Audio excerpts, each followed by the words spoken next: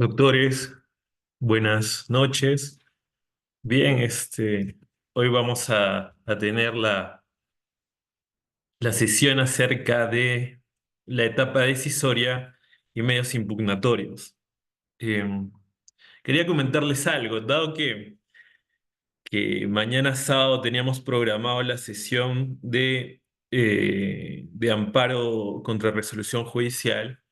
Pues la vamos a hacer grabada, dado que preferimos que ustedes pues pasen su fin de semana en sus casas y haciendo sus cosas, y entonces nosotros vamos a preparar esta sesión, pero la vamos a hacer grabada y se las vamos a remitir, ¿no? Entonces, importante que tengan en cuenta eso, porque ahí vamos a dar los tips o los consejos necesarios para elaborar una demanda de amparo contra resolución judicial.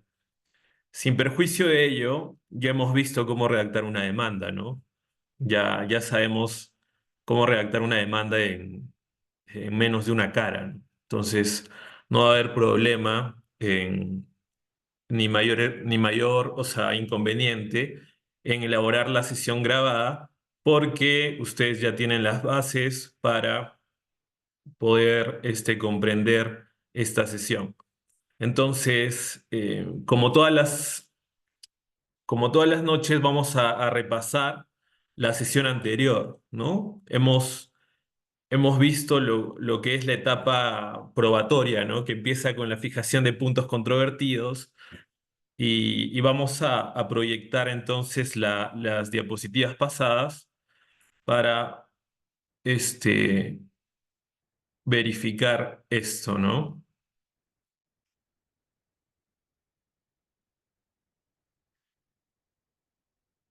A ver, en la sesión pasada hablamos acerca de la etapa probatoria y señalamos que, bueno, se inicia con la fijación de puntos controvertidos o materia de probanza. Esto se me pasó ayer. A ver, materia de probanza, porque ¿qué pasa si no existe un demandado que se defienda? Existe puntos controvertidos. Hemos dicho que los puntos controvertidos, pues, se fijan en función a lo que establece el demandante y en función a lo que establece el demandado, ¿no? En el ejemplo que habíamos puesto, eh, el demandante señalaba que existe un contrato y que te debe 1.000 soles, y el demandado que no hay un contrato y que no te debo 1.000 soles, sino 500 soles, ¿no? Y que los puntos controvertidos iban a decir: bueno, existe un contrato, se le debe 1.000 soles, pero ¿qué pasa si no existe un demandado? Este, ya no se podrían llamar puntos controvertidos, sino hechos materia de probanza. ¿Y cuáles van a ser los hechos materia de probanza? Pues los hechos esenciales de la pretensión. Tratándose de un cumplimiento de obligación, pues los hechos esenciales es que dicha obligación conste en un contrato, ¿no? Eh, que dicha obligación conste en un contrato y que el tiempo para exigir la obligación o para cumplir con la obligación, perdón, ya ha culminado, ¿no? El plazo ha culminado, por tanto, la obligación es exigible. Es decir, ya no se va a discutir sobre si existe una deuda de 1.000 o de 500 soles, sino sobre si efectivamente existe un contrato y si en este contrato se plasma una deuda de 1.000 soles, ¿no? Entonces, eso, ¿no? Porque a veces nos confundimos con la denominación que hacen los jueces, que siguen señalando que estos son puntos controvertidos cuando en realidad no existe controversia, ¿no? Controversia hay cuando existe una pretensión y una resistencia. En este caso no existe resistencia dado la rebeldía, entonces no se pueden denominar puntos controvertidos, sino puntos o hechos, mejor, materia de probanza. ¿Qué son los que ya les repetí, ¿no? O sea, son los elementos que van a fundar la pretensión, como estos, ¿no? En el desalojo, pues, que existe un contrato de arrendamiento que no se paga la renta de los meses, estos van a ser los hechos materia de probanza, ¿no? Los puntos de la demanda, pero no solo los de la demanda, porque puede ser que al demandante se le haya pasado identificar un elemento esencial en el desalojo, como es que el poseedor sea precario, ¿no? Es decir, que no tenga título vigente, ¿no? Entonces, eh, el juez va a tener que probar definitivamente o va a tener que sustentar su resolución en base a los hechos materia de probanza que no son necesariamente los controvertidos, ¿no? Habíamos hablado de esto, del 10º pleno casatorio civil, que nos dice que no se debe repetir o sea, como puntos controvertidos, no se puede decir si se trata de una demanda de nulidad de acto jurídico, determinar si corresponde la pretensión de nulidad de acto jurídico, ¿no? Si corresponde declarar fundada la pretensión de nulidad de acto jurídico, porque, pues, si el juez solo se dedica a hacer eso, pues no tiene fundamento alguno la etapa de puntos controvertidos, ¿no? Hemos dicho que los puntos controvertidos deben ser los puntos discordantes entre los fundamentos de hecho del demandante con los fundamentos de hecho del demandado. Habíamos visto que eh, habíamos visto no sé si habíamos visto esto de la parte expositiva, la parte considerativa y la parte resolutiva. Bueno, eso lo vamos a ver ahora en cuanto a las resoluciones judiciales. Entonces, habíamos señalado también los requisitos para el saneamiento probatorio, ¿no? Habíamos dicho que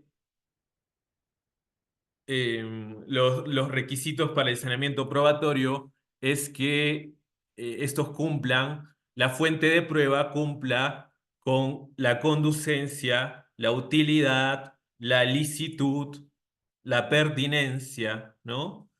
Que son los requisitos epistémicos de la prueba.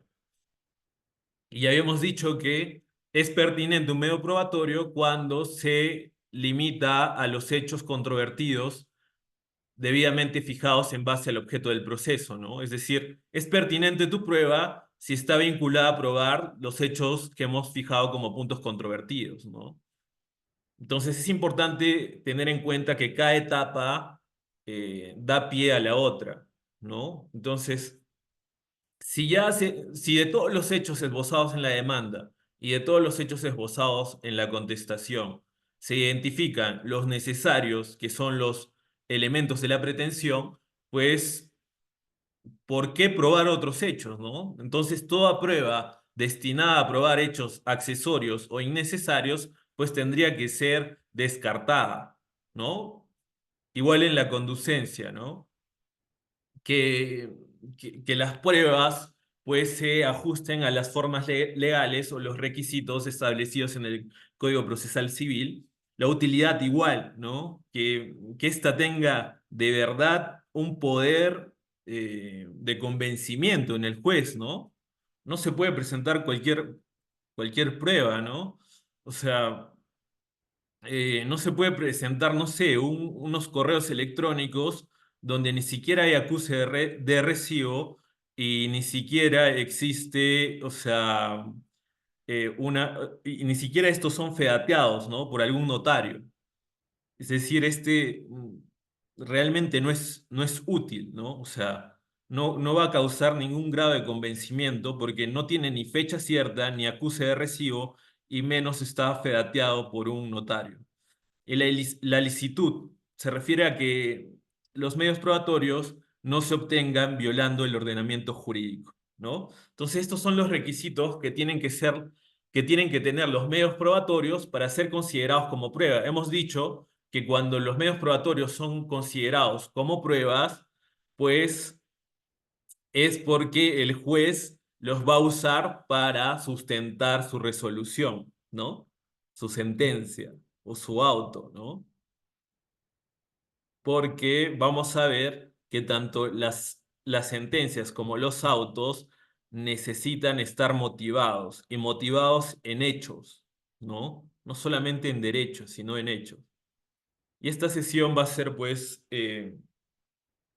dedicada a eso, ¿no? A ver la etapa resolutiva y la etapa impugnatoria. No sé si les queda algunas dudas sobre las anteriores etapas para aprovechar y consolidar los conocimientos. Me escriben por el chat igual.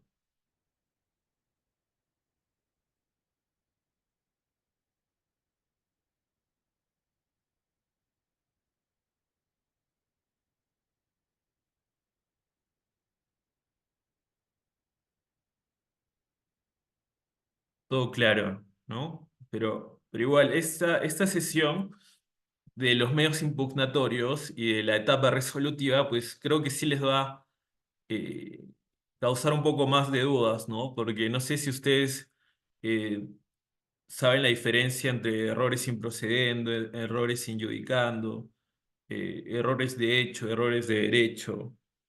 Mm, Esta, esta sesión nos va a ayudar a poder distinguir entre estos términos. Entonces voy a compartir ahora las diapositivas de la sesión correspondiente. Ok, vamos. A ver, ¿qué es la etapa decisoria? Está muy ligada a lo que son las resoluciones. Y como sabemos, las resoluciones se clasifican en tres, ¿no? Es decir, el modo en que se comunica el juez con con las partes va a ser a través de resoluciones. Y el modo en el que se comunican las partes con el juez van a ser los escritos, ¿no? Hay que tener claro eso.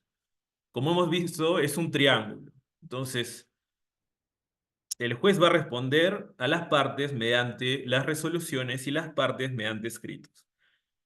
Y las resoluciones se dividen en tres: decretos, autos y sentencias. ¿Qué son los decretos? Los decretos son resoluciones que no van a tener ninguna decisión o juicio. Es decir, van a ser de puro trámite, de mero trámite, ¿no? Es decir, sobre todo están dedicadas al impulso del proceso, ¿no? Por ejemplo, solicito copias certificadas. El, el especialista va a decir, remítase las copias necesarias, ¿no? O solicito partes judiciales, remítase los partes judiciales. Eh, eh, Falta un arancel judicial por derecho de notificación. Cumpla con presentar arancel con con los derechos de notificación necesarios para notificar a las partes, a todas las partes del proceso, ¿no? Si es que son tres, pues vas a cumplir con adjuntar las tres cédulas de notificación. Pero, o sea, ¿por qué digo que no tienen un juicio? Es porque no necesitan motivación. Es decir, la doctrina procesal te dice que van a ser decisiones de los jueces aquellas en las cuales existe una parte considerativa. Si ustedes se dan cuenta, las resoluciones de mero trámite, como, no sé, solicito copias certificadas o cumpla con adjuntar aranceles judiciales, no tienen una parte expositiva, ¿no? No hay un sustento necesariamente. O si, o si hay, no es necesario porque no van a tener un juicio, ¿no? Las únicas resoluciones que tienen un juicio son los autos y las sentencias. Y los autos van a tener juicios de procedencia, ¿no? Y las sentencias van a tener juicios de mérito. Juicios de procedencia porque están referidos a los elementos de la acción, ¿no? Las condiciones de la acción y los presupuestos procesales. Igual con los juicios de procedencia de los medios impugnatorios, por ejemplo, ¿no? Uno interpone un medio impugnatorio, una apelación, sin embargo, no se cumplen con los requisitos que son estipular los errores de hecho y de derecho, estipular el agravio e identificar el pedido impugnatorio, ¿no? Entonces, cuando estos pedidos, estos recursos o la demanda o la contestación no cumplen con requisitos procesales, pues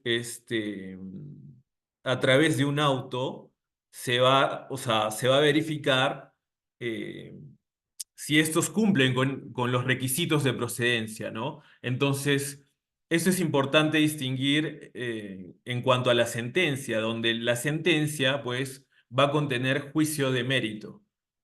Y la sentencia se va a pronunciar ya no sobre la acción, que hemos dicho que el derecho de acción es meramente procesal, sino sobre la pretensión. Y hemos señalado que la pretensión tiene tres elementos, ¿no? El petitorio, los fundamentos de hecho y los fundamentos de derecho. Entonces, los autos van a estar relacionados con el derecho de acción, con las condiciones de la acción, con las condiciones, con los presupuestos procesales de la acción, en caso sea un medio impugnatorio, con las condiciones del medio impugnatorio, pero con las condiciones procesales, ¿eh? En cambio, las sentencias se van a pronunciar sobre el derecho sustantivo, sobre el tema de fondo, que no es más que la pretensión.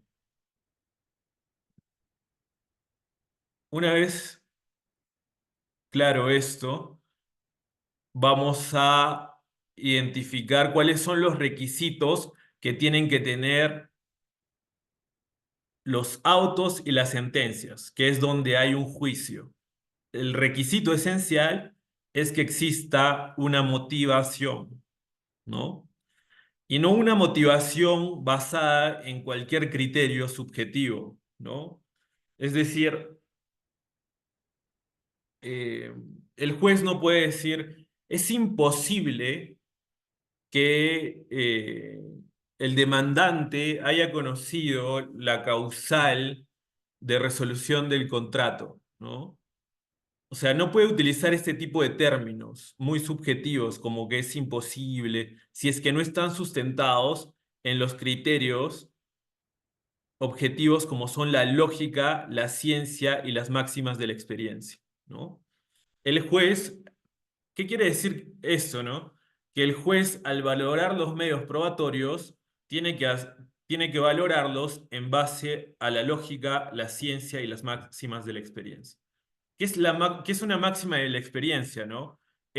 Son aquellos principios generales que se obtienen a partir de la experiencia y que evidencian un razonamiento que cualquiera lo puede tener. Por ejemplo, ¿no?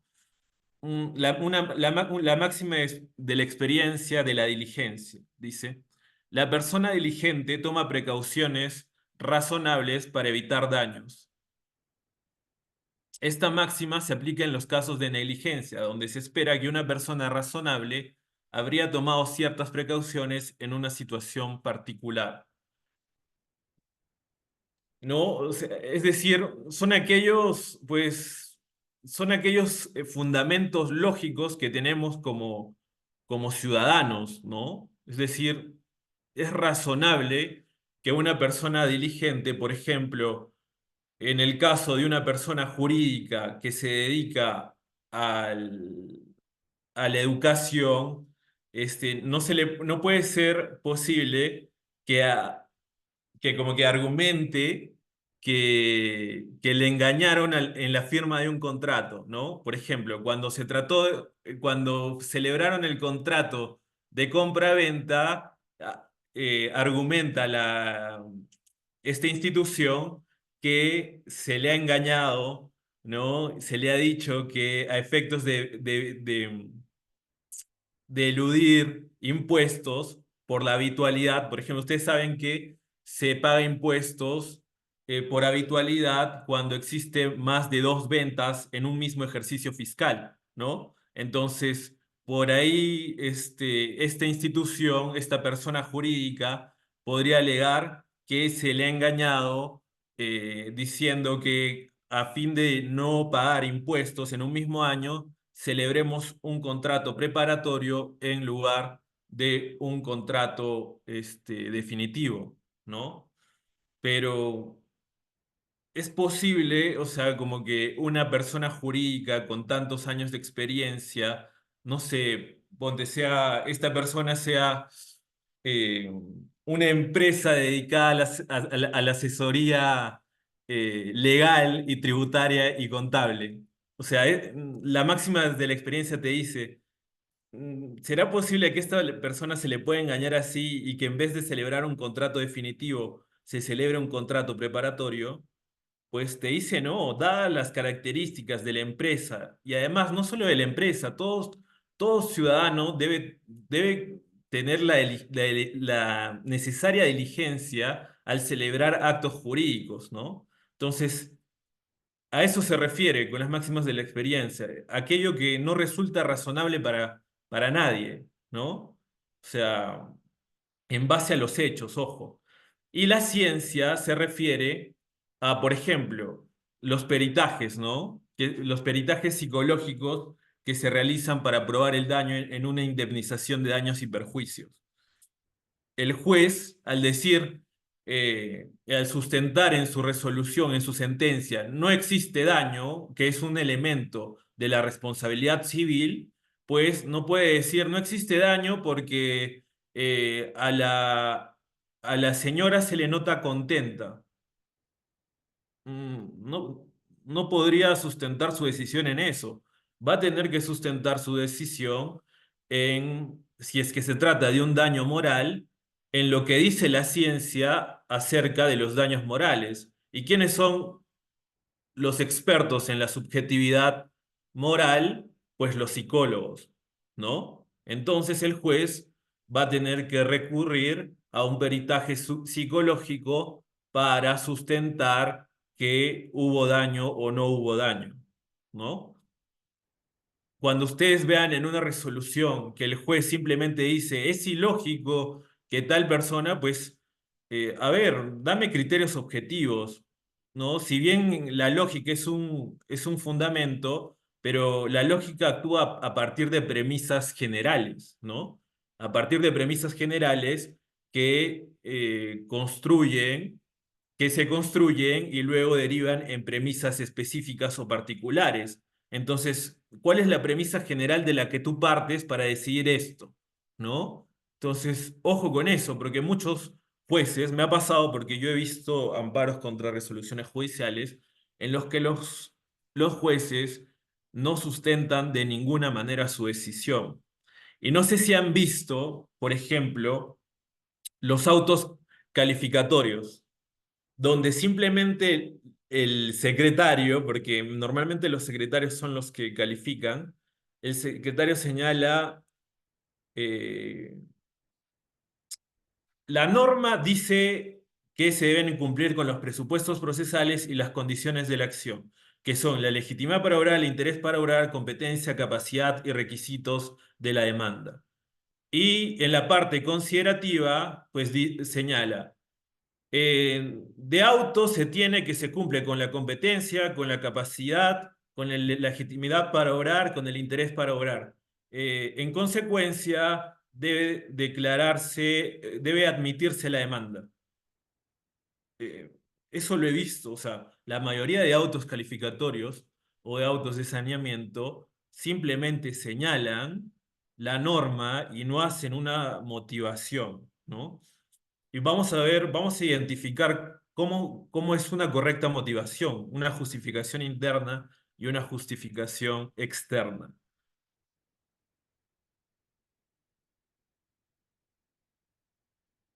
Y procedemos con eso, ¿no? La justificación. La justificación interna significa que uno tiene que pasar de una conclusión a través de, de las premisas. Esto es el silogismo jurídico, ¿no? Que exista una premisa normativa y una premisa fáctica, y en base a estas dos premisas se derive a una conclusión. ¿Les queda claro esto de las premisas? ¿Alguien tiene idea de esto de la justificación externa y la justificación interna, lo del silogismo jurídico? Me gustaría que por el chat me digan si esto de la justificación interna y la justificación externa lo conocen, tienen idea, saben de qué se trata. Porque esto es un tema de argumentación jurídica, ¿no? O sea, la justificación interna y la justificación externa es mera argumentación jurídica, son las bases para que todo argumento sea sólido, ¿no?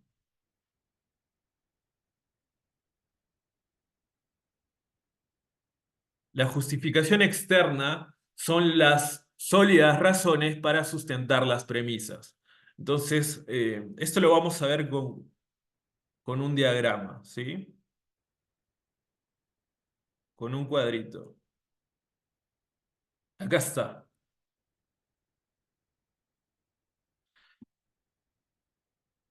Tenemos el contrato en materia de litis debe cumplirse, Juan debe transferir el bien mediante minuta. ¿Cuál es el petitorio de la demanda? A ver, el petitorio es que se cumpla el contrato, ¿no? Ese es el petitorio, ¿no? El objeto de la pretensión. Entonces tenemos un caso en donde el demandante quiere que se cumpla el contrato, que es transferir el bien mediante minuta.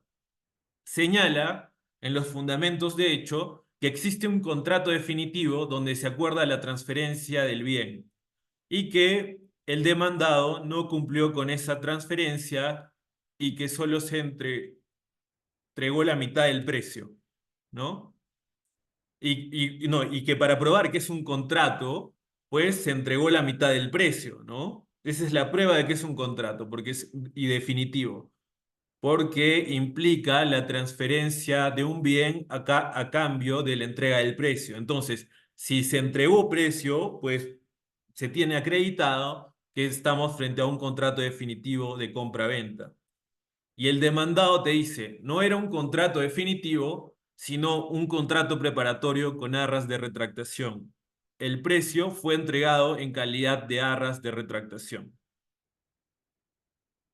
Esta es la defensa, ¿no? Entonces, por una parte tenemos al demandante que dice, señor juez, como petitorio, le solicito que ordene el cumplimiento del contrato. ¿Y qué dice el contrato? Pues que se celebre o sea, que se realice la transferencia del bien a través de la minuta de compra-venta, ¿no? Simplemente que se realice la formalización del contrato definitivo. ¿Y qué te dice el demandado? Pues lo que celebramos no era un contrato definitivo de compra-venta, sino uno preparatorio, en el cual nos comprometemos en el futuro a celebrar una compra-venta definitiva, ¿no? ¿Y cuál es la prueba? Pues del demandado es que el precio fue entregado en calidad de arras de retractación. ¿Qué son las arras de retractación? Es el monto que estipulan las partes entregarse para que tengan la posibilidad de retractarse, de celebrar el contrato definitivo, ¿no? Es decir, normalmente tú no te podrías retractar de las obligaciones que pactas, pero cuando existen las arras de retractación, que es propia de los contratos preparatorios, pues estás contemplando esa posibilidad, ¿no? Entonces el demandado dice, ¿cómo yo te voy a aceptar que me digas que celebremos, que suscribamos una minuta de compra-venta cuando simplemente nos hemos obligado a celebrar un contrato definitivo en el futuro y encima hemos entregado dinero en calidad de arras de retractación con la posibilidad de yo retractarme? Entonces, la defensa está buena, ¿no? O sea, justamente las arras de retractación solo son posibles en los contratos preliminares. Entonces, el hecho que exista un pacto de arras en el contrato, pues da buenas luces de que de que nos encontramos en un contrato preparatorio, ¿no?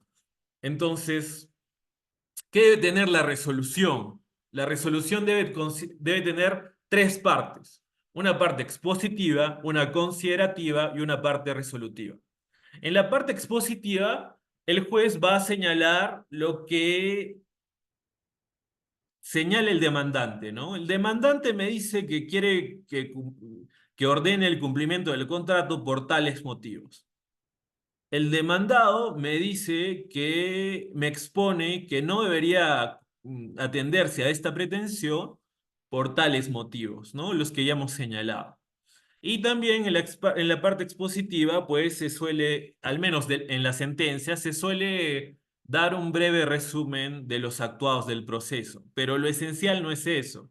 Lo esencial es que se exponga la demanda y la contestación, ¿no? Que es donde se plantea la defensa y la contradicción. Además, bueno, pero, o sea, no está mal que también se ponga los demás actuados porque los puntos controvertidos también son importantes, ¿no? Como hemos dicho, porque van a ser el objeto del debate y también la audiencia, ¿no? Donde también se dan pequeños alcances de la defensa, pero no pueden ir más allá de lo planteado en la demanda y en la contestación. Entonces, si bien es cierto que la parte más importante es de exponer lo que dice la demanda y la contestación, no está mal y al contrario, pues está muy bien que se exponga los demás actos procesales, ¿no? Sobre todo los más importantes, que es la fijación de puntos controvertidos, que es la audiencia, que son, por ejemplo, los medios probatorios extemporáneos, ¿no? O sea, y todas las consideraciones procesales que van a permitir, que le van a permitir al juez, pues, eh, tener en cuenta cada uno de los argumentos, ¿no? Porque si, ponte, por ahí en el proceso se presentó un medio probatorio extemporáneo que sustenta un hecho extemporáneo decisivo para declarar fundada la pretensión, si el juez no ha tomado en cuenta esto y solo se limitó a la demanda, pues ahí va a haber un vicio, ¿no? De nulidad, porque el juez no se ha pronunciado sobre los argumentos estructurales y que podrían dar pie a que se declare fundada la pretensión, ¿no? Entonces es importante que en la parte expositiva se convenga o se estipule cada uno de las actuaciones y de los actos en los que el demandante ejercita su derecho a la tutela jurisdiccional y el demandado ejercita su derecho a la contradicción, ¿no? Por otro lado, pero o sea, sin embargo, la parte expositiva es una mera narración, ¿no? Ahí no hay mayor trabajo que copiar, resumir lo actuado en el proceso. La parte más importante se encuentra en la parte considerativa. Como decía al comienzo,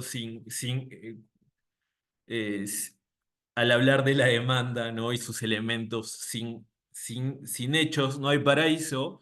En la etapa resolutoria, sin parte considerativa, no hay paraíso tampoco, no hay resolución, no hay sentencia válida, ¿no? Y no solo eso, esta parte considerativa debe tener una correcta justificación interna y una correcta justificación externa, ¿no?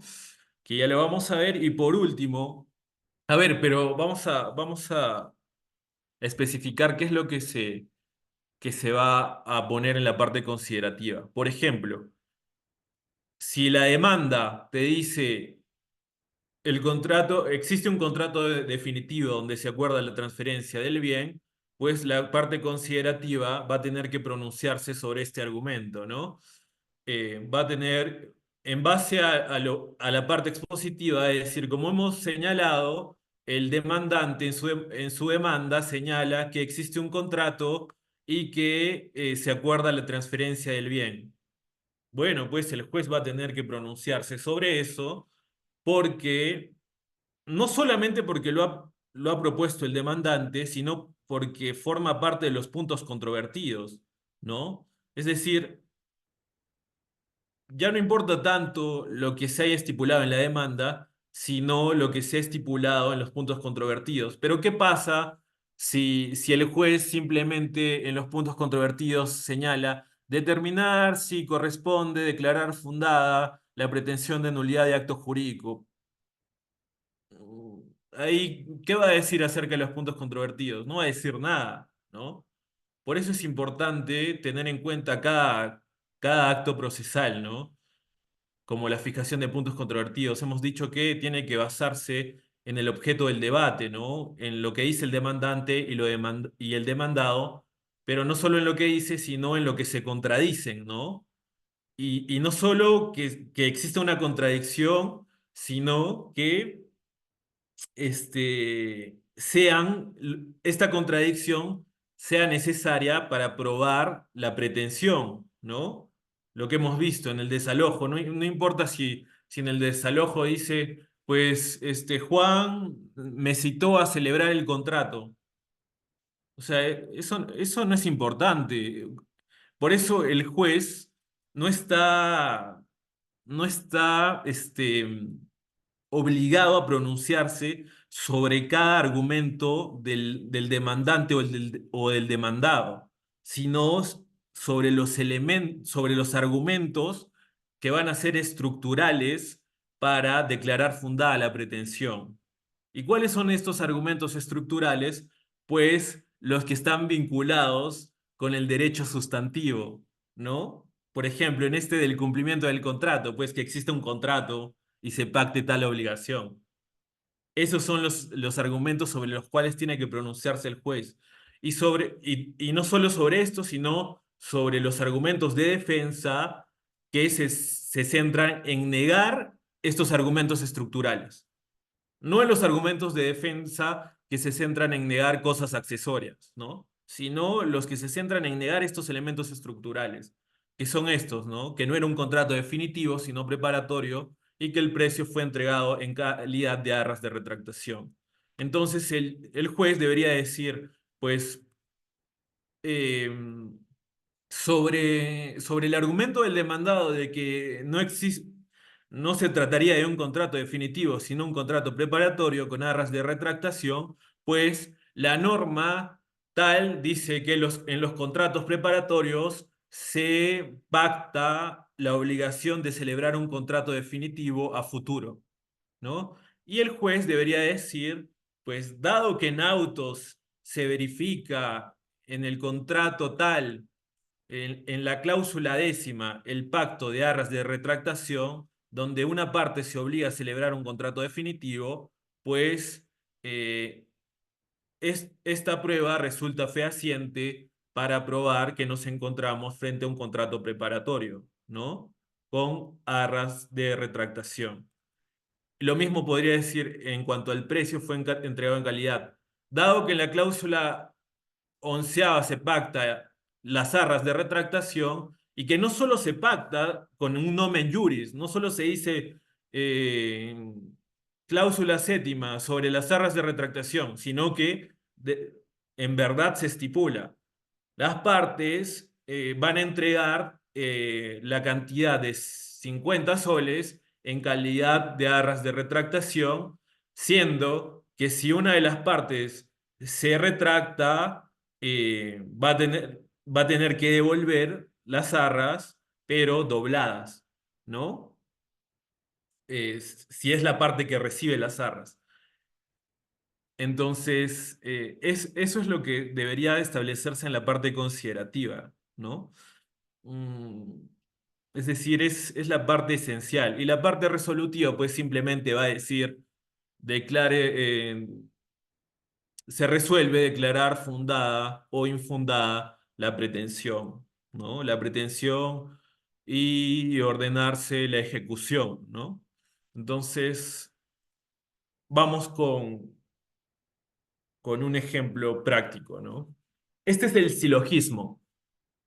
A ver, eh, este es un silogismo.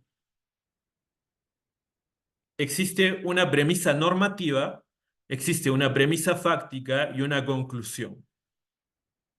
En todo silogismo, el silogismo, o sea, valga la pena aclarar que viene desde Aristóteles, ¿no? O sea, el silogismo se utiliza no solo para el derecho, sino para cualquier decisión lógica, ¿no? O sea, nuestros argumentos, incluso los cotidianos, van a ser lógicos si están formados en base al silogismo aristotélico, que es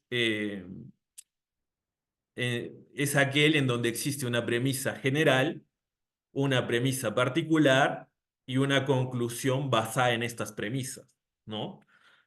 Solo que esta premisa general en el derecho la vamos a llamar premisa normativa, la premisa particular la vamos a llamar premisa fáctica y a la conclusión, pues podríamos decirle decisión, ¿no? Pero vamos a ponerle igual conclusión. Entonces, un ejemplo, ¿no? Con el ejemplo ya señalado.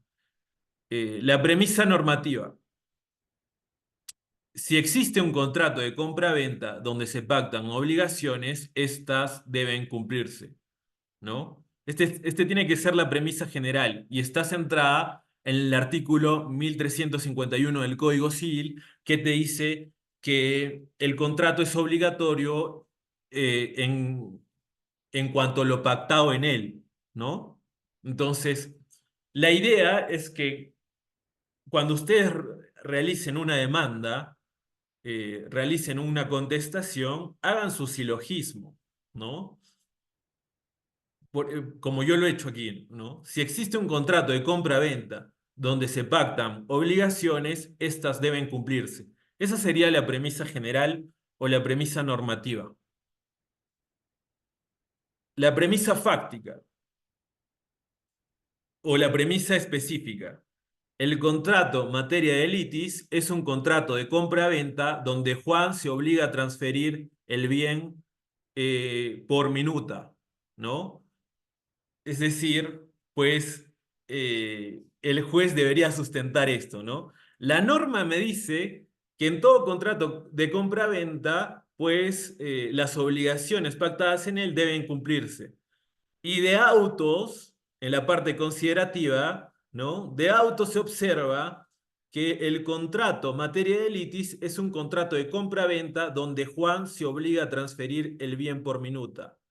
Conclusión, que es la parte decisoria, el contrato materia de litis debe cumplirse, entonces Juan debe transferir el bien mediante minuta, ¿no? Si se dan cuenta, la premisa normativa contiene eh, el supuesto de hecho, que es existiendo un contrato de compra-venta donde se pactan obligaciones y te establece la consecuencia jurídica, ¿no? Que es que éstas deben cumplirse. Toda premisa general o normativa debe tener la situación de hecho que se quiere probar y la consecuencia para esta situación de hecho, ¿no? Entonces, teniendo una norma que ampara estas dos cosas, una situación de hecho y eh, una conclusión o un efecto para estas, pues el juez va a poder resolver en base a esta, ¿no? Si se verifica previamente una premisa fáctica, ¿no? Que es que el contrato en materia de litis es un contrato de compra-venta definitivo donde Juan se obliga a transferir el bien por minuta. Esto es el silogismo jurídico y esto es la justificación interna. Tomar una decisión, la conclusión, en base a estas dos premisas, ¿no? Es decir, debe haber una norma que te habilite a, a concluir de esta manera, ¿no? Porque si solamente hay una norma, o sea, Porque si no encuentras la norma, pues tu decisión es arbitraria, ¿no? No está fundada en derecho. Toda decisión debe fundarse en derecho y debe existir.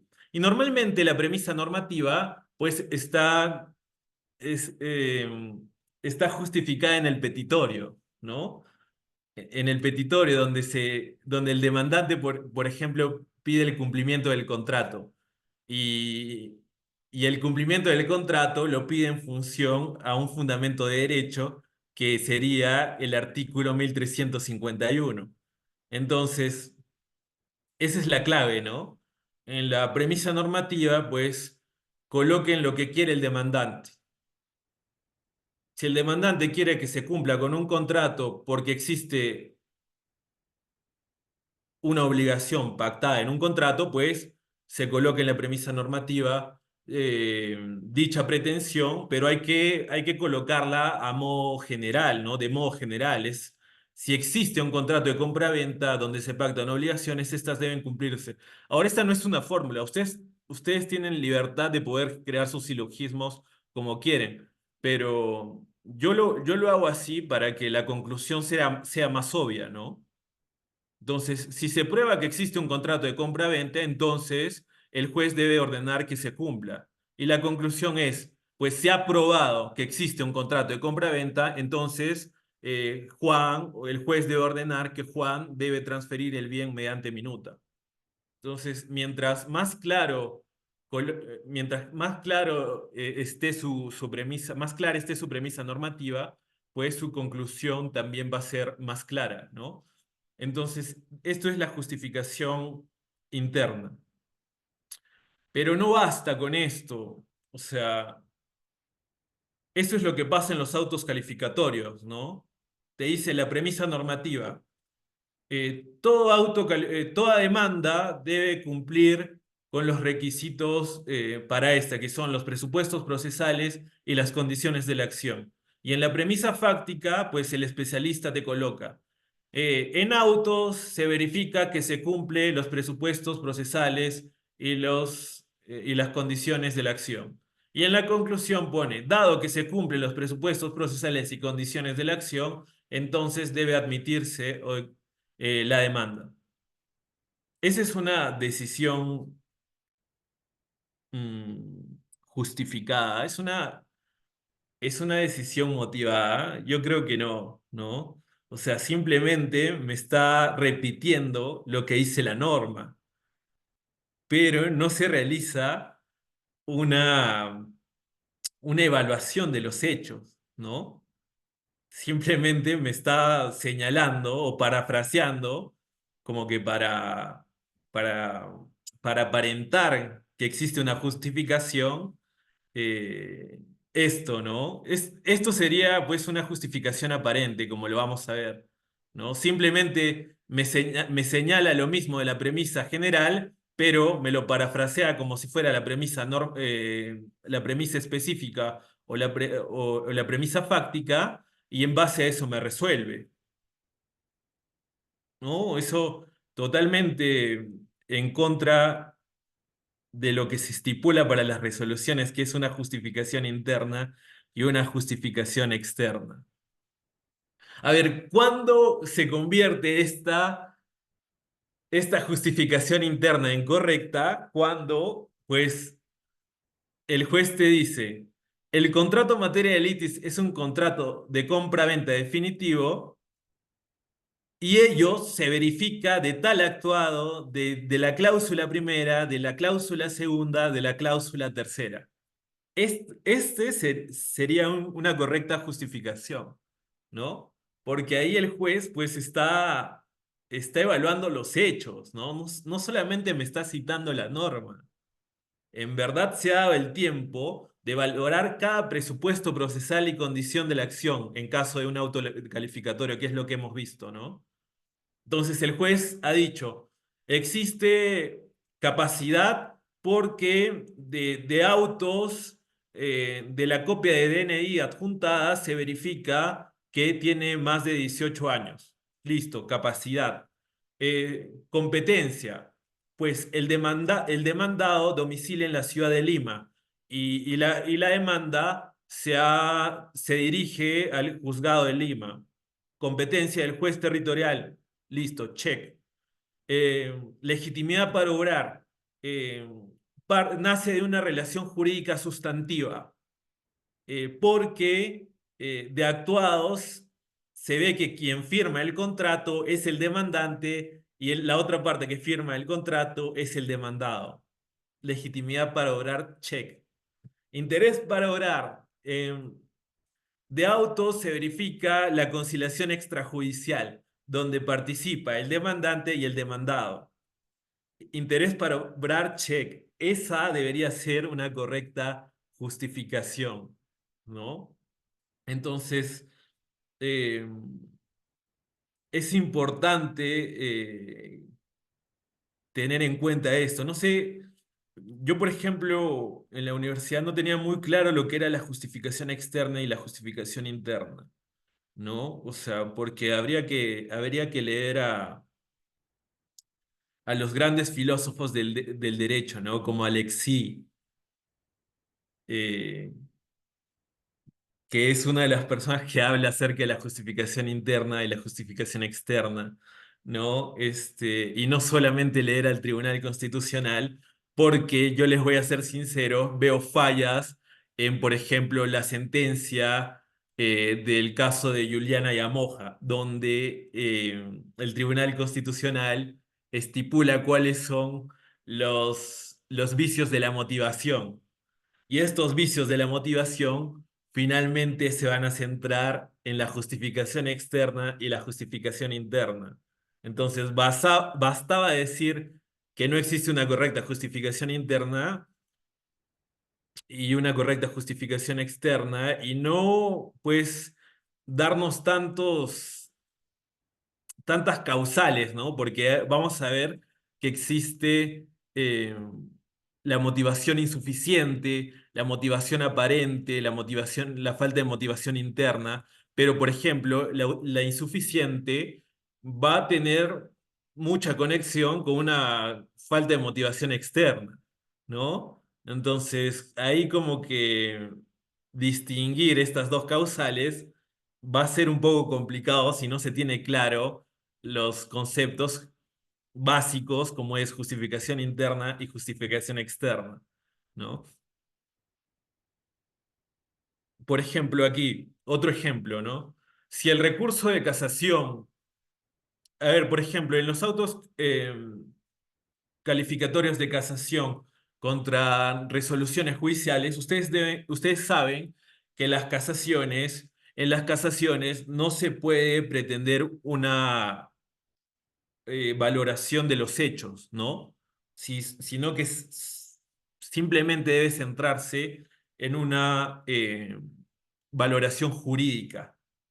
Es decir, eh, el recurso de casación es extraordinario, es decir, no es un medio impugnatorio común en el cual se puede verificar tanto los hechos como el derecho, sino simplemente se tiene que alegar una causal de error de derecho, ¿no?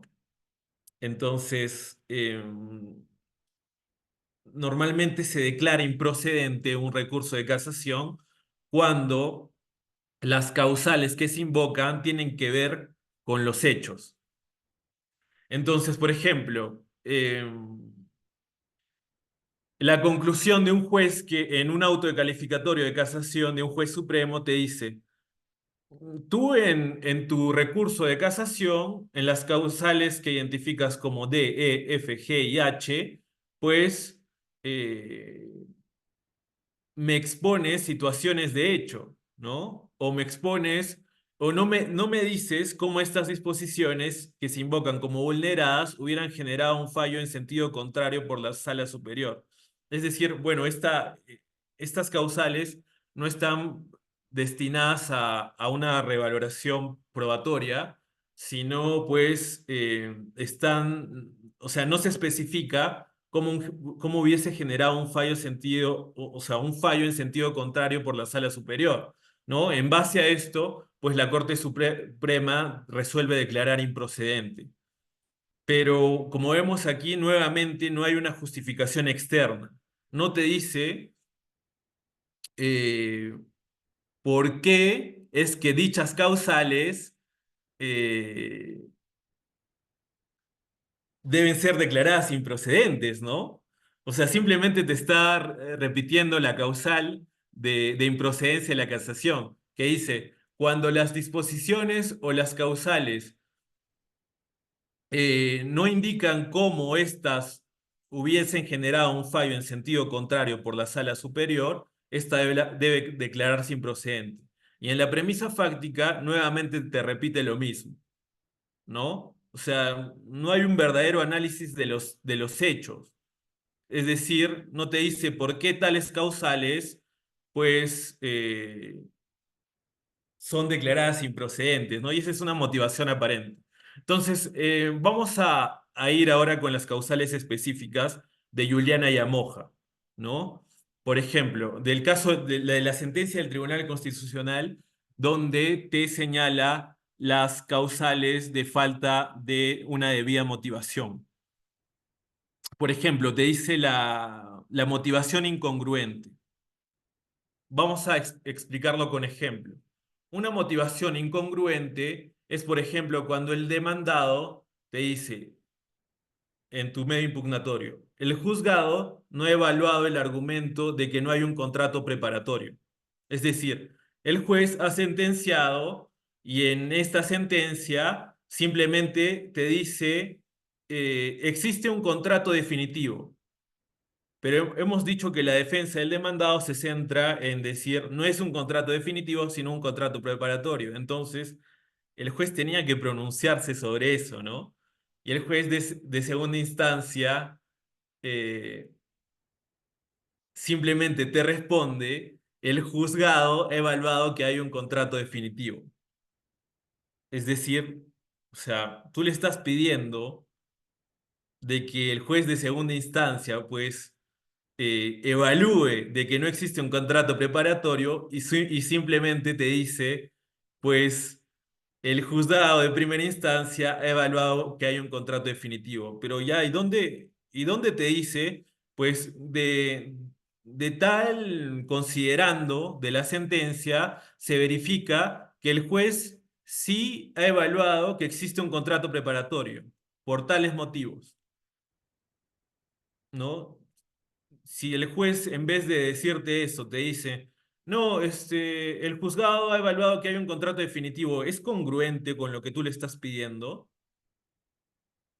Es incongruente, ¿no? O sea, no hay una lógica entre lo que se pide y lo que se repite y lo que se responde, ¿no?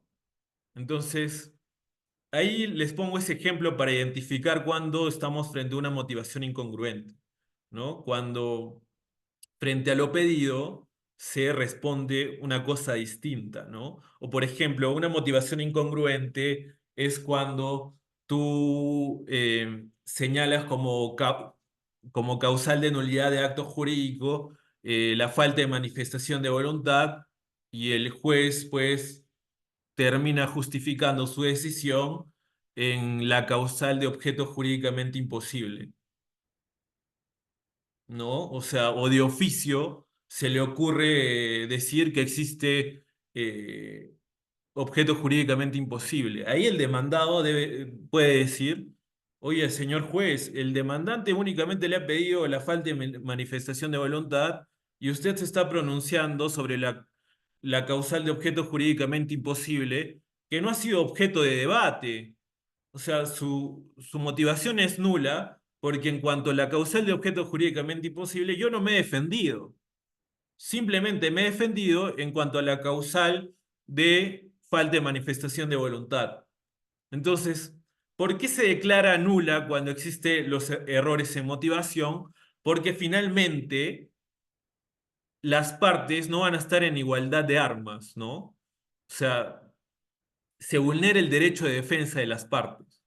¿No? Con una motivación incongruente, claramente, si el juez va a resolver algo que no se ha pedido, pues alguna de las partes van a estar en desventaja, ¿no? Por eso los errores incogitando van a generar la nulidad, ¿no? La insuficiente, la motivación insuficiente o falta de motivación externa. Por ejemplo, existe un contrato porque el nombre del documento dice contrato preparatorio. Perdón ahí por las faltas ortográficas. En realidad, o sea, cuando te esbozan este argumento, pues resulta a luces insuficiente, ¿no? O sea, tú, señor juez, si bien me justificas que existe contrato porque el documento se denomina contrato preparatorio, o sea, ya, o sea, ¿qué te dice el Código Civil que se necesita para un contrato? ¿Basta el nombre? No, pues no basta el nombre, señor juez, o sea, tiene que justificarme de manera suficiente. Debe justificarme que en dicho contrato se pactan las obligaciones propias de un contrato preparatorio o propias de un contrato definitivo. Si solo me va a decir que porque el nombre dice contrato preparatorio ya estamos frente a un contrato definitivo, claramente se está faltando contra la debida motivación, ¿no? Y ahora no solamente es una justificación insuficiente, sino que existe una falta de motivación externa. Hemos dicho que motivación externa es cuando las premisas no se justifican, es decir, simplemente se queda aquí, en esta parte. El contrato en materia de litis es un contrato de compra-venta donde Juan se obliga. Entonces el juez te puede decir, existe contrato de compra-venta porque el documento se denomina contrato de compra-venta. O sea, eso basta, ¿no? Dame las razones adicionales por las cuales es un contrato definitivo de compra-venta, ¿no? Ahí estamos viendo que existe una motivación insuficiente y además existe una falta de motivación externa. Es decir, las premisas no se justifican sólidamente, ¿no? Y hemos dicho, ¿qué es lo que le da la solidez a una resolución? Pues cuando se basan los argumentos de derecho, pues en la norma objetiva y los medios probatorios se valoran en función a la ciencia, a las máximas de la experiencia y a la lógica, ¿no? Entonces, una correcta justificación de una premisa fáctica es cuando, pues, en el propio contrato se estipula en tales cláusulas, pues que se está celebrando un contrato preparatorio, no solo porque lo dice el nomen juris de dicha cláusula, sino porque de verdad se estipula. A través de esta cláusula se le faculta al, al comprado, al promitente retractarse en caso de arras de retractación, retractarse de su promesa de celebrar un contrato definitivo.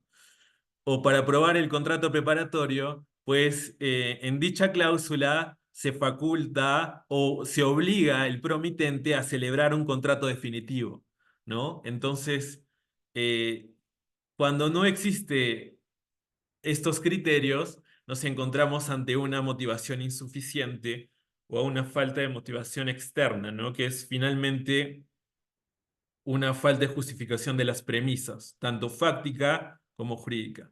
Y a ver, una motivación aparente o nula, cuando se señala simplemente de auto se observa que hay un contrato preparatorio. Lo que ya habíamos señalado, ¿no? Que normalmente los autos calificatorios hacen. Una motivación aparente totalmente. Simplemente señalar lo que dice la norma y decir que de auto se observa eso, pues en el fondo no me estás diciendo nada, ¿no? O sea, no está, y esto es grave, ¿no? Porque esto significa que los jueces y los especialistas no están cumpliendo su labor, ¿no? Que es emitir juicios de mérito o de procedencia, y no emitir juicios arbitrarios, ¿no? Sino emitir juicios fundados en hechos y derecho. Entonces, La motivación interna, ¿qué es eso, no? Pasar de las premisas a una conclusión, ¿no? Y por ejemplo, el juez decide, cúmplase, el demandante debe cumplir con suscribir la minuta y simplemente te señala lo que dice la norma. La norma dice que todo contrato debe cumplirse, ¿no? Ahí no se, o sea, no existe una justificación interna ni siquiera, porque no hay una premisa fáctica, ni siquiera aparente, ¿eh? Entonces, podríamos decir incluso que la motivación aparente o nula es una falta de motivación interna, ¿no? Porque si bien se señala una premisa fáctica, esta en realidad es solo la premisa normativa.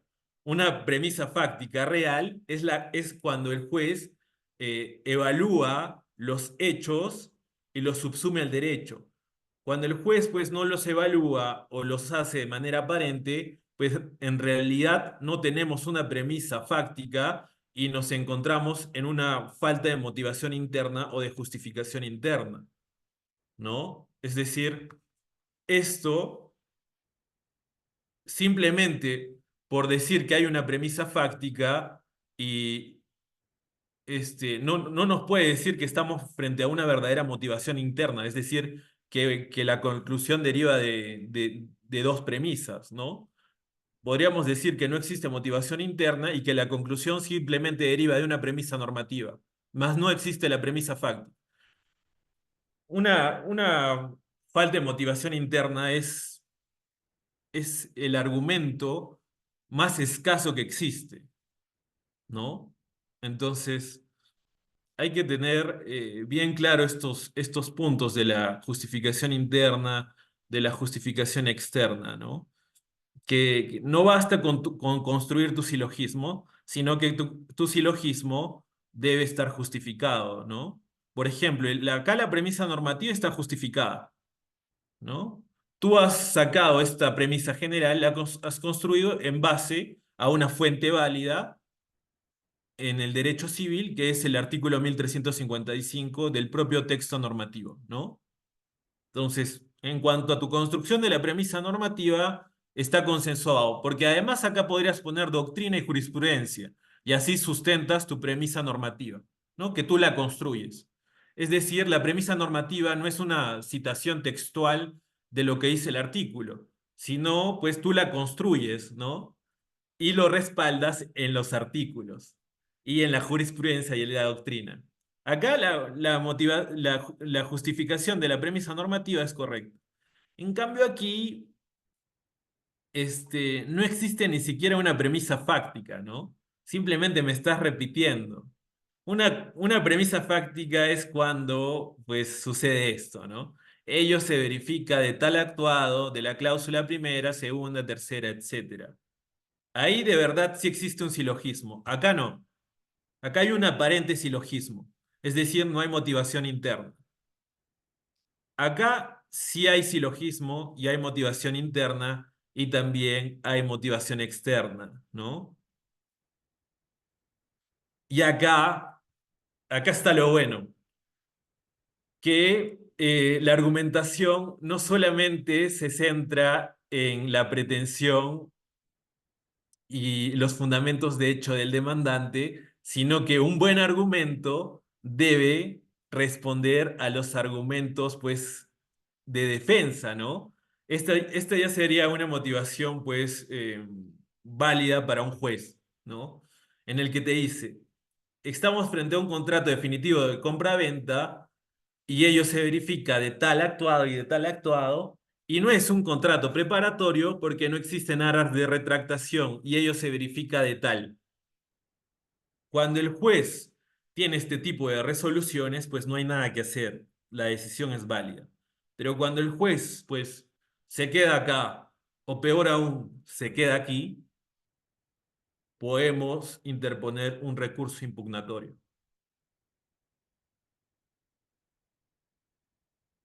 Y lo justificamos en estas causales de la sentencia del Tribunal Constitucional del caso Yamoja, ¿no? Entonces ahora nos vamos a la a la apelación, a los recursos impugnatorios, ¿no? Y para eso es necesario identificar cuáles son los errores, ¿no? Ya hemos dicho que los errores improcedendo son errores en el proceso y los errores injudicando son errores en el juicio, ¿no? Pero me parece que tenemos que especificar, sí hemos dicho que los errores improcedendo generan la... No hemos tratado esto, ¿no? Ah, me faltaba la motivación deficitaria. La motivación deficitaria no está citada en el caso de Juliana y Amoja, pero está pues siendo adoptada por los casos constitucionales, ¿no? Que es cuando las premisas se obtienen mediante la vulneración de un derecho constitucional. Pero la motivación deficitaria nos abre paso a una revaloración de medios probatorios, ¿no? O sea, porque en realidad, eh, cuando no existe una debida motivación, estamos hablando de cuestiones de forma, ¿no? No se ha cumplido con justificar en base a la posición del demandante y el demandado, ¿no? No se cumple con justificar en base a medios probatorios. Pero ¿qué te está diciendo la motivación deficitaria? Es que estas premisas, pues, se han obtenido vulnerando derechos constitucionales. Es decir, lo que hace es cuestionar los hechos de alguna manera, ¿no? Entonces, ahí yo estoy totalmente en desacuerdo porque, por ejemplo, si ya existe una resolución donde dice que existe un contrato de compra-venta y en segunda instancia se confirma que existe un contrato de compra-venta, pues no podrías irte a un amparo contra resolución judicial diciendo que el juez ha sostenido que existe un contrato de compra-venta vulnerando un derecho constitucional, entonces la realidad es que no existe un contrato de compra-venta, ¿me entiendes? O sea, se utilizaría este argumento para, pues, cuestionar los hechos y volver a valorar los medios probatorios, ¿no? Porque entonces, ¿qué se hace? Pues va a tener que probarse que la premisa no es, que no existe un contrato de compra-venta, porque un contrato de compra-venta, pues, no puede vulnerar un derecho constitucional. Eso tendría que probarse, ¿no? Y lo cual, o sea, no comparto. O sea, en realidad estoy en desacuerdo con esta nueva causal que es la motivación deficitaria. Sin embargo, hay muchas posturas que sostienen que a nivel constitucional, pues sí se puede este, argumentar esta premisa que vulnera un derecho constitucional, ¿no? Pero ahí vamos, ¿no? En los amparos contra resoluciones judiciales, pues no puedes cuestionar hechos, es una causal de improcedencia, pero pues la motivación deficitaria de alguna manera te apertura a que cuestiones nuevamente los hechos, ¿no? Porque estás diciendo, pues estos hechos que ya los has determinado en primera y segunda instancia, pues se han obtenido, o bueno, estos hechos evidencian una vulneración a un derecho constitucional. Entonces, ahí se las dejo, ¿no? O sea, en realidad, ¿cuándo acabaría el sistema judicial, ¿no? O sea, estamos en una primera instancia, estamos en un recurso de apelación, nos vamos a una casación y de ahí, a nivel de un amparo constitucional, plantear esto y volver a cuestionar los hechos. Eh, de ahí podríamos decir, nos vamos a la Corte Interamericana y volvemos a decir porque se ha vulnerado un derecho convencional, ¿no? El pacto de la Corte Interamericana y volvemos a cuestionar hechos. ahí sí, yo, no estoy de acuerdo, ¿no? Pero bueno, es nuestro derecho objetivo y hay que saber identificarlo y manejarlo, ¿no? Entonces, en la etapa impugnatoria, lo que se va a valorar es que existan errores improcedendo y errores injudicando, ¿no? Normalmente se dice, normalmente, no sé si ustedes han escuchado, que los errores improcedendo generan la nulidad de la resolución. Y por otro lado, los errores injudicando generan la revocatoria. Y los que argumentan esto es que los errores improcedendo pues se refieren a errores de derecho procesal y más o menos se guían por el nombre, ¿no? Improcedendo, procesal, de derecho procesal. Entonces cuando hay errores de derecho procesal, pues error improcedendo. Y el efecto es la nulidad. Y los errores injudicando pues son errores en el derecho sustantivo. Entonces generan la revocatoria, ¿no? La revocatoria es cuando una decisión declarada fundada se revoca y se declara infundada, ¿no? Eso es revocar una decisión, cambiar el sentido de la decisión. Si fue infundada, pues declararla fundada, ¿no? Y la nulidad es para que no tiene que ver con la decisión, sino con el acto mismo, ¿no? Es decir, que la sentencia no está correctamente motivada o que el acto procesal, en el acto procesal se vulneró un derecho procesal, ¿no? Ese es el efecto, el nulidificante y el revocatorio. Pero, ¿qué pasa con los errores improcedendo? Pues no necesariamente son errores en el derecho procesal, ¿no? Los errores improcedendo son errores en el proceso, pero no se refiere a que hay una mala o una indebida aplicación de normas de derecho procesal. Ojo, ¿y por qué digo esto? Porque cuando se declara la inadmisibilidad de la demanda, pues uno solicita la revocatoria, ¿no? De este auto. Y dice, señor juez, habiendo declarado inadmisible, nosotros impugnamos esto y solicitamos se revoque dicha decisión y se declare, se admita la demanda, ¿no? Entonces ahí es una pretensión revocatoria, ¿no? Para que se cambie el sentido y no necesariamente eh, se trata de un derecho sustantivo, se trata de normas procesales. Entonces, estas teorías o estos doctrinarios que sostienen que los errores improcedendo pues se refiere a errores en el derecho procesal y los errores injudicando a errores en el derecho sustantivo, pues ahí tienen ciertas inconsistencias, ¿no? Por lo que ya les he dicho, en un auto de inadmisibilidad donde se evalúan los presupuestos procesales y las condiciones de la acción, pues eso es meramente derecho procesal.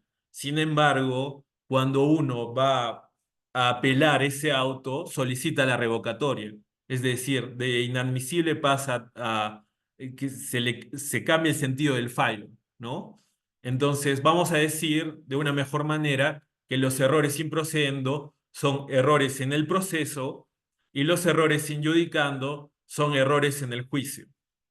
Y el juicio, pues puede ser de mérito o de procedencia. Es decir, puede tratarse de un juicio mediante un auto o un juicio mediante una sentencia. Y en ambos se exige la motivación, ¿no? Entonces, en los errores injudicando, estos sí pueden ser de derecho sustantivo o de derecho procesal. Si es de derecho sustantivo, pues estamos ante un juicio de mérito, ¿no? Y si es de derecho procesal, ante un juicio de procedencia. Y los errores incogitando se refieren a los errores que hemos visto aquí, a la motivación aparente, motivación insuficiente, a la motivación incongruente, a la falta de motivación externa y a la falta de motivación interna y a la motivación deficitaria, ¿no? Entonces, esos son los errores incogitando que van a generar la nulidad también. En cuanto a los errores de hecho y los errores de derecho, a ver, tenemos que saber que cuando interponemos un recurso impugnatorio, hay tres elementos básicos que se tienen que cumplir. Identificar los errores de hecho y de derecho, sustentar los agravios, es decir, esos errores de la sentencia o del auto deben haber causado algún perjuicio, ¿no? Entonces, uno debe, o sea, un simple error en una sentencia o en un auto no te faculta a impugnarlo, ¿no? Este error te debe haber causado un perjuicio. ¿Y cuándo te causa un perjuicio? Cuando los errores están, o sea, referidos a argumentos esenciales para declarar fundada o infundada la demanda, ¿no? Por ejemplo, en el caso que hemos visto, si el error es que el juez no te ha sustentado por qué se trata de un contrato definitivo, pues ahí estamos claramente ante un perjuicio evidente, porque eh, la existencia del contrato definitivo es lo que te va a hacer tomar la decisión de obligar a la otra parte a cumplir el contrato o no, ¿no? Entonces, si tú no sustentas por qué nos encontramos frente a un contrato definitivo, evidentemente te va a causar un perjuicio porque la decisión se sustenta en este argumento, ¿no? Pero si, por ejemplo, es un error material, no sé, como en el nombre en la identificación del bien materia de litis, o en un argumento, por ejemplo, en lo que le decía, que el demandado dice, se prueba que es un contrato definitivo porque según el WhatsApp de tal fecha, me cita a tal lugar para la celebración del contrato. Yo creo que, o sea, ese argumento pues no genera un perjuicio, ¿no? Que el juez no se pronuncie sobre ese argumento no va a generar un perjuicio porque este no va a ser la causa estructural para que se declare fundada o infundada la demanda, ¿no? Entonces es importante no solo que exista un error, sino que este error debe ser esencial. Porque cuando el error es esencial, te va a causar perjuicio, porque la decisión va a ser arbitraria, ¿no? No va a ser sustentada en derecho. En cambio, cuando se trata de errores por no pronunciarse sobre argumentos que nada tienen que ver con la pretensión, pues ahí no se acredita el perjuicio. Y yo lo que he visto en la práctica es que muchos abogados eh, en la parte de justificar los errores, ponen lo mismo que en la parte que justifican los perjuicios, ¿no? O sea, al parecer eh, no se identifica muy bien cuándo nos encontramos frente a un error y cuándo frente a un perjuicio. Generalmente, pues el perjuicio va a ser el derecho que se le afecta al tomar una decisión, al juez tomar una decisión arbitraria. Por ejemplo, les voy a poner el ejemplo de aquí, por ejemplo. El juez decide que el contrato en materia de litis debe cumplirse, entonces que Juan transfiere el bien mediante una minuta. A ver, si el juez decide eso de manera arbitraria, pues a Juan se le afectaría a su derecho de propiedad, ¿no? O sea, ¿por qué Juan debería transferir un bien sobre el cual el juez no se ha pronunciado sobre el contrato fuente de esta obligación, ¿no?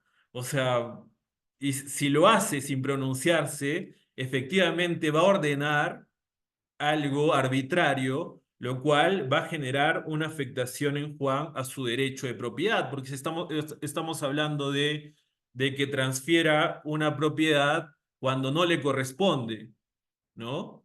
Cuando nunca se obligó a ello. Entonces, ese sería el agravio, ¿no? Que esta decisión va a vulnerar el derecho a la propiedad. No solo el derecho a la propiedad, sino pues el derecho a una decisión conforme a la ley y al derecho objetivo, ¿no? Pero eso es distinto al error, ojo, ¿no? En el error, pues se identifica eh, en qué parte se ha equivocado el juez, ¿no? No la consecuencia de su decisión, sino se identifica que el juez no ha sustentado por qué nos encontramos ante un contrato definitivo, ¿no? Y el perjuicio es la consecuencia de ese error. Entonces, el juez al no sustentar esto, ha tomado una decisión arbitraria, lo cual hace que yo le transfiera el bien al demandado cuando no me corresponde, ¿no? Vulnerando así mi derecho a la propiedad en específico, ¿no? Entonces, hay que tener en cuenta estos criterios para identificar los errores y los agravios, ¿no? No todo error genera un agravio. Ojo, es eso, claro, ¿no? Y además hay que identificar la pretensión impugnatoria, ¿no? Es decir, si se trata de una apelación, identificar, pues, se pide la nulidad porque se trata de errores en la motivación o se trata de errores improcedendo, que se refiere a errores en el proceso, es decir, una mala notificación, no se notificó la sentencia, no se notificó eh, la citación a la audiencia, ¿no? Cuando se identifican este tipo de errores en el proceso, pues se tiene que solicitar la nulidad, que esa es la pretensión impugnatoria. Pero cuando se identifican errores en el juicio, pues hay que solicitar eh, la revocación de esa decisión, ¿no? Es una pretensión revocatoria. Entonces, es importante distinguir esto porque así vamos a poder plantear correctamente nuestros medios impugnatorios, ¿no? En cuanto a la casación, en la casación no se puede, como les dije, no se puede eh, cuestionar eh, los hechos, ¿no? Lo que se va a cuestionar es el derecho.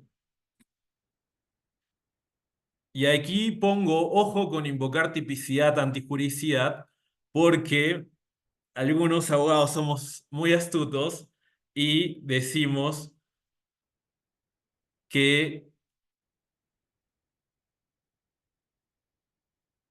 mm, y decimos en la casación, pues, como error, existe un error de derecho porque el juez ha identificado una conducta que no es típica. Pero si ustedes se dan cuenta, la tipicidad está muy vinculada a los hechos, ¿no? O la antijuricidad está muy vinculada a los hechos. Entonces, no por invocar tipicidad y señalar el artículo, pues estamos frente a errores de derecho, ¿no? En el fondo lo que se busca es una revaloración probatoria. Entonces hay que tener en cuenta esto. Y bueno, ya nos hemos pasado de la hora, ¿no? No sé si les ha, eh, si han entendido esto de los recursos impugnatorios y de la decisión judicial.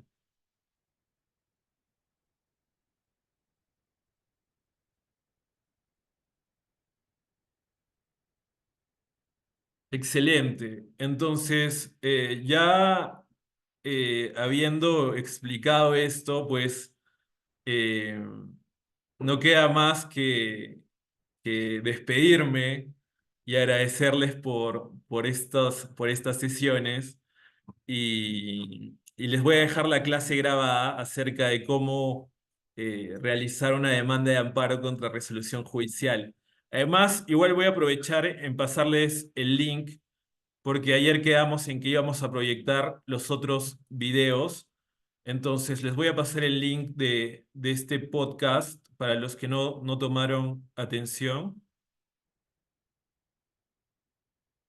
Sí, claro, las diapositivas, todo esto se les va a remitir a sus correos, todo el material, las diapositivas y las clases grabadas, ¿ok? Entonces, pierdan cuidado con eso.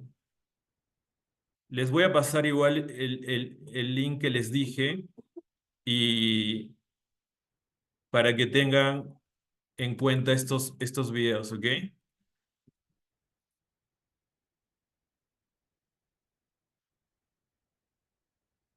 Entonces, con esto me despido. Les agradezco por su atención.